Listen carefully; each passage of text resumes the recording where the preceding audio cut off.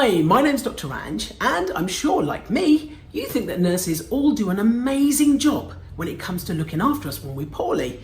But did you know that it was actually Florence Nightingale's pioneering work over 100 years ago that has made nursing the respectable and rewarding profession that it is today?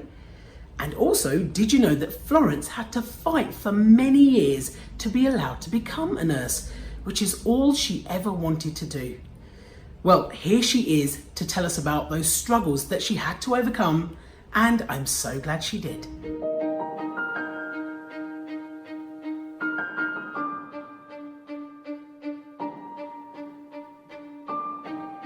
Florence Nightingale was born on the 12th of May 1820 in the city of Florence in Italy.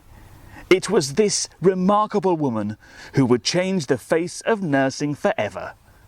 Let's take a look at her life.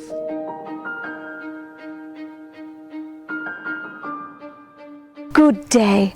I don't suppose I need much of an introduction, but my name is Florence Nightingale, or you may know me as the Lady of the Lamp. Now, Florence was an unusual name for a girl back then, but you see, my parents named me after the place I was born. I had one sister, dear Parthenope, who was also named after her birthplace, the city of Naples. Now, I spent my childhood between two houses, Lea Hurst in Derbyshire and here at Embley Park in Hampshire. Back then, it was unusual for girls to go to school, but I was fortunate enough to be taught at home by my father, and it was here I discovered my love of learning. I particularly liked mathematics. I adored my studies and was an avid reader.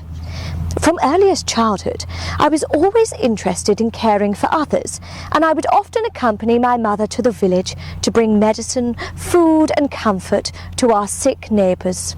However, as I grew up, it became clear that my parents expected me to marry a rich gentleman instead of going to university or having a career. Despite my privileges, I became deeply unhappy, and I felt trapped by my parents' and society's expectations. It was here underneath this beautiful tree that I had a message from God. I had a higher calling in life. I was put on this earth to help people. A few years later, I was drawn to nursing. I would help the hungry and sick. However, when I told my parents, they were not amused. You see, in my day, hospitals were dirty and disgusting, and the nurses who worked there were uneducated drunkards. My parents did not want me to become a nurse, so I decided to study nursing in secret. My parents sent me travelling around Europe as a distraction. I continued to study as I went, and it was on my travels that I met Sidney Herbert, a rich English gentleman.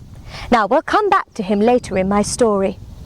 I returned home to England, this time accompanied by a beautiful little owl I rescued in Athens. I aptly named her Athena. I was more determined than ever to make a career out of nursing. My parents were very upset when I continued to turn down several marriage proposals, including one from the rather successful journalist Richard Monckton Milnes. However, I felt my work was more important than marriage. 14 years since I sat under the tree here at Embley and was called into God's service, I finally was able to persuade my parents to let me train to be a nurse at Kaiserwerth in Germany. This was a Lutheran institution where young middle-class ladies could learn teaching or nursing. I studied here for 3 months, and I learned how to bathe patients, make beds, and I even observed operations. Oh, I was as happy as the day is long. Finally, I could focus on what I was put on this earth to do. When I returned to London, I took up a job at the Harley Street Hospital for Gentlewomen. Here I was given £500 a year to live on by my father. At Harley Street, I was the lady superintendent. I was in charge of the budget and the organisation of the hospital. Soon after, in 1853, the Crimean War broke out between Russia and Turkey. In 1854, Britain and France sent troops to help the Turks. The battles were fierce and bloody, with many men dying of malnutrition and sickness. There was short supply of nurses at the front, but who was now Secretary of State for War? But my old friend, Sidney Herbert. After I received his letter asking for help at Scutari Hospital, I started to interview women to join my party of nurses. I interviewed 200 women, but only 38 were suitable. Most of them were nuns, not nurses at all, but I knew that they would listen and take orders. The journey to Turkey was horrendous, and I was terribly seasick.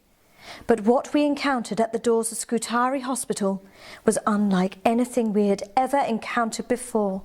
It was absolutely disgusting. The toilets were blocked, and the soldiers lay on the floor in their own filth. Rats and fleas were everywhere, and vomit and bloody rags covered the floor. I was ready to get to work, but we were met by some rather disgruntled doctors, particularly Dr. John Hall, who felt that the hospital was no place for a woman. I decided to pour all of my energy into cleaning the hospital. We swept, scrubbed, mopped, bought new beds, repaired pillows and blankets, got rid of the rats and the fleas, and unblocked the toilets. The conditions in the hospital greatly improved, and the doctors started to realise how valuable nursing was. We replaced soiled bandages and bathed the patients. The men started to get better. I often worked 20 hours a day and was seen wandering along the 4-mile rows of beds with my lantern late at night. This is where I got my nickname, the Lady of the Lamp. I would check on the men when all of the other nurses had gone to bed, and it was said that the men would reach up out of their beds and kiss my shadow as I walked by. However, all this dedication to my patients took its toll on my health, and I was suddenly struck down by Crimean fever.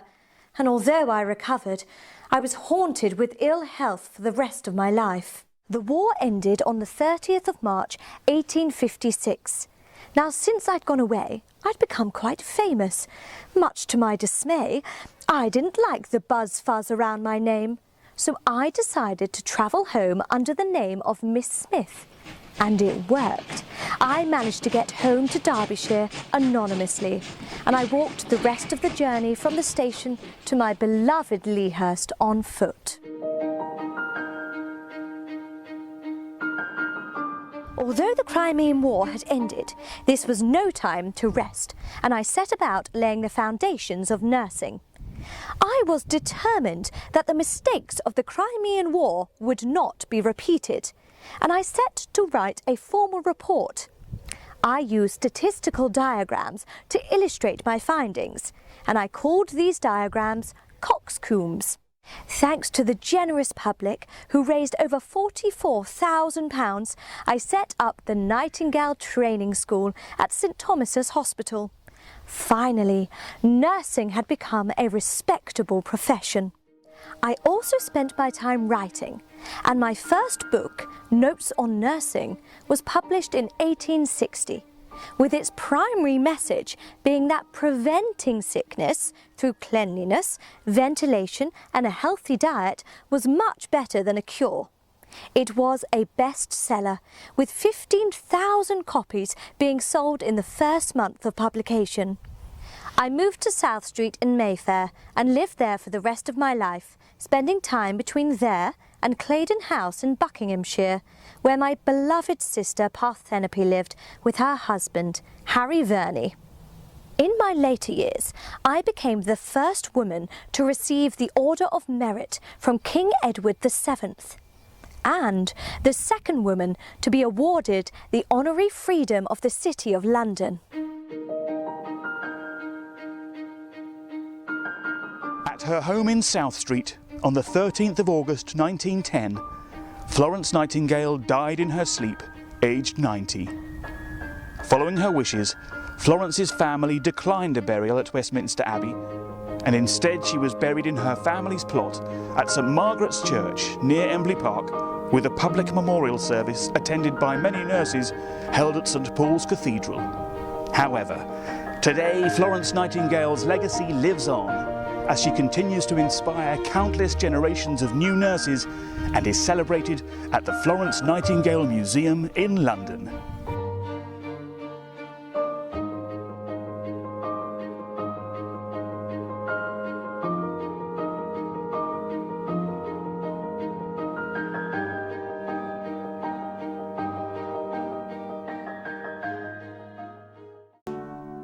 We are here every day and every night of every year. We've seen it all, from newborn to old age. We are experts in the human body and human emotion too. We answer 11 million emergency calls a year, but we never panic. We take a reading, agree a plan, make a cuppa. We don't do it for the thank yous. We do it for Janice, Alfie, for Jack, for all of us. It's not your normal job. We're mending lives, looking for veins, keeping the music playing. We say hello, we wave goodbye. We're always here, we're always there. We are Michelle, James, Carrie, Yvonne, Adam and Frankie. And at 3:49 this morning, we were Maisie too. £7 2 ounces, all doing well. We are the NHS. We are recruiting now. Search nursing careers.